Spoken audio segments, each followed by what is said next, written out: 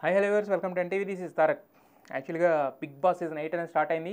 Show మీద రకరకాల talks అన్నీ నడుస్తున్నాయి. బట్ మీకు ఎలా అనిపించింది? మీ రివ్యూ ఏంటనే ఒకసారి కామెంట్ బాక్స్లో పోస్ట్ చేయండి. మీకు నచ్చిందా షో? ఎలా అనిపించింది? వేస్టా, లేకపోతే బాగుందా, లేదంటే బాగుండబోతుందా ముందు ముందు రోజులైనా ఒకసారి కామెంట్ బాక్స్లో అయితే పోస్ట్ చేయండి. ఫస్ట్ అయితే బేసిక్గా ఏంటంటే బిగ్ బాస్ షో హిట్ అయినా ఫ్లాప్ అయినా కానీ బట్ ప్రతి ఒక్కళ్ళు ఎదురు చూసే రోజు మాత్రం సోమవారం అనమాట.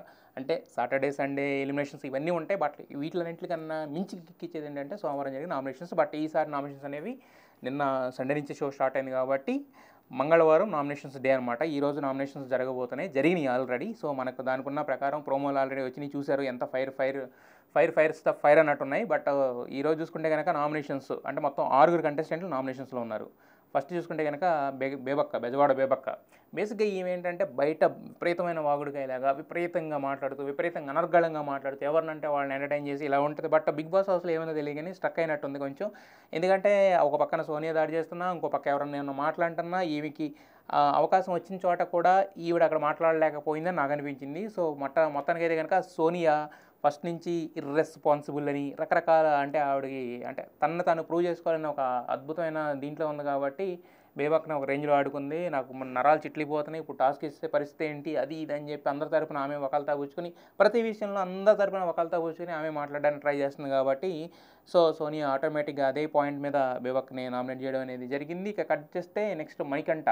అంటే బాబు ఏవి విపరీతంగా కనెక్ట్ అయిపోయింది, అప్పుడే టాప్ 5 రేంజ్లో ఊహించుకుంటున్నట్టున్నాడు మనోడు. అంటే ఏది మాట్లాడుతున్నాడో కూడా ఒక్కొక్కసారి అంటే ఆ ఇమ్మెచ్యూరిటీ అనేది ఫేస్లో ఏదైతే ఇన్నోసెన్స్ ఉందో ఆ ఇమ్మెచ్యూరిటీ మాటల్లో బయటకు వస్తుందన్నమాట. అంటే ఇంతకుముందు సీజన్స్లో కొంతమంది విన్నర్స్ అయ్యారు. ఏది ఒక పక్కన చూసుకుంటే మన కౌశల్ కానీ లేకపోతే వీళ్ళు కానీ ఇలాంటి వాళ్ళని వీళ్ళందరూ కాస్త గుణాలన్నీ పుణికి పుచ్చుకొని వీళ్ళందరి మిక్సీలు వేసి కొడితే కనుక నేను విన్నర్ అవుతానన్న థాట్లో మనోడు ఉన్నట్టున్నాడు. ఖచ్చితంగా గెలిచి వెళ్తాను, ఇలాంటి మాటలన్నీ వస్తున్నాయి.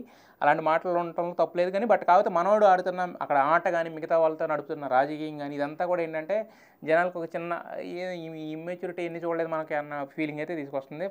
పాపం బాబు కూడా అందరితో అంటి ముట్టనట్టు ఉంటున్నాడు కాబట్టి అదే రీజన్ మీద అందరూ వరుస పెట్టి గుద్దారనమాట మనోడికి. సో అలాగే మణికంఠన్ దాదాపు 5 మెంబర్స్ ఫస్ట్ డేనే 4 మెంబర్స్ ఇంట్లోంచి బయటకు వెళ్తా నామినేట్ చేస్తే ఇప్పుడు ఈ ఈ రీజన్ తోటి మాకు సరిగ్గా కనెక్ట్ అవ్వట్లేదని లేకపోతే ఇంకోటి ఈ రీజన్స్ తోటి ఈవెన్ శేఖర్ భాష తోటి కూడా మొత్తం ఒక ఐదుగురితో నామినేట్ చేయించుకున్నాడు మన మణికంఠ బాబు. ఇక కట్ చేస్తే సోనియా. ఇంతకుముందు మనం చెప్పుకున్నట్టుగానే అంటే ఈమెంటంటే అందరి తరపున వకాలతా కూర్చుని మాట్లాడడం, అంటే వీళ్ళు ఇలా ఉండాలి, వాళ్ళు అలా ఉండాలి, మీరు ఇది చేస్తున్నారు, మీరు అది చేస్తున్నారు అని చెప్పి అంటే తనకి ఉన్న ఏదైతే ఉందో ఒక హైప్ క్రియేట్ చేసుకోవడానికి. అలాగే ఇంతకుముందు సీజన్ 7లో చూస్తాం స్పై అనేది.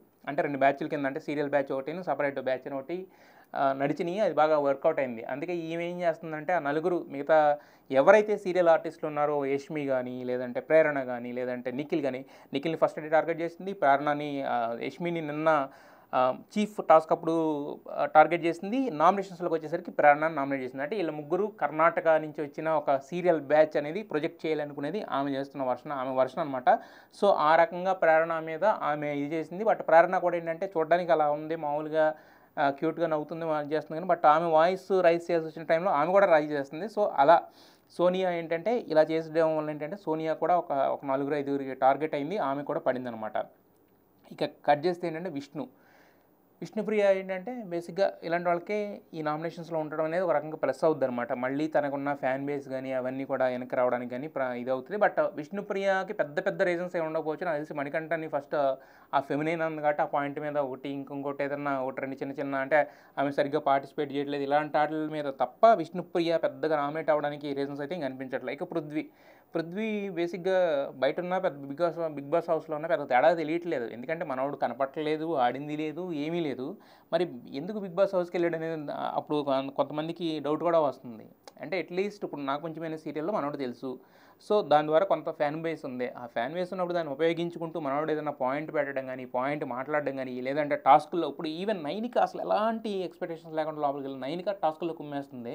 ఆల్రెడీ ఫస్ట్ డేకి 2 రోజులకే అమ్మాయికి ఆడపులి అనే పేరు తెచ్చేసుకుంది, అంత రేంజ్లో ఆడుతుంది టాస్కులు. సోనియా కూడా అంటే అమ్మాయి ఆర్గ్యుమెంట్ ఎవరి పరంగా తీసుకుంటుంది, ఎలా తీసుకుంటుంది అని పక్కన పెడితే అమ్మాయి మాట్లాడుతుంది అట్లీస్ట్. బట్ అసలు అంటే ఇతను మన లోపల తీసుకున్నందుకు పృథ్వీ ఏ రకంగా కూడా మనకు అక్కడ అంటే వర్కౌట్ కావట్లేదా? లేదా అతనికి తెలుగు రాక ఇబ్బంది పడుతున్నాడా? లేదంటే ఎక్కడ ఎత్తుకోవాలో తెలియక ఇబ్బంది పడుతున్నాడా? లేకపోతే నాకంటూ ఒక స్పేస్ వస్తదనే దానికి చూస్తున్నాడా తెలియట్లేదు కానీ మొత్తానికి పృథ్వీ కూడా బాగా తడబడుతున్నాడనమాట.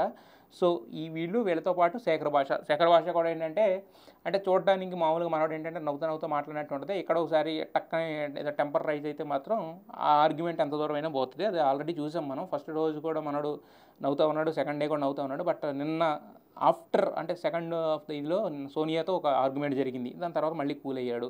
సో, నామినేషన్స్‌లో కూడా మనోడు ఏంటంటే మణికంఠతో గట్టిగా పడిందనమాట మనోడికి. సో, బట్ ఇలా చూసుకుంటే గనక మొత్తం ఈరోజు నామినేషన్స్ మాత్రం దద్దరిల్లిపోయేలా ఉన్నాయి. సో, ఏం మిస్ అయినా నామినేషన్స్ మిస్ అవ్వకూడదు అనుకుంటారు కాబట్టి బిగ్ బాస్ చూసేవాళ్ళు. సో, చూద్దాం మరి ఈరోజు ఉన్న ఈ ఎపిసోడు మొత్తం సీజన్ మీద ఉన్న అభిప్రాయాలను ఎలా మారుస్తుందనేది చూస్తాం. సో, ఈరోజు నామినేషన్స్‌లో మీ సపోర్ట్ ఎవరికనేది ఒకసారి కామెంట్ బాక్స్‌లో తెలియజేయండి.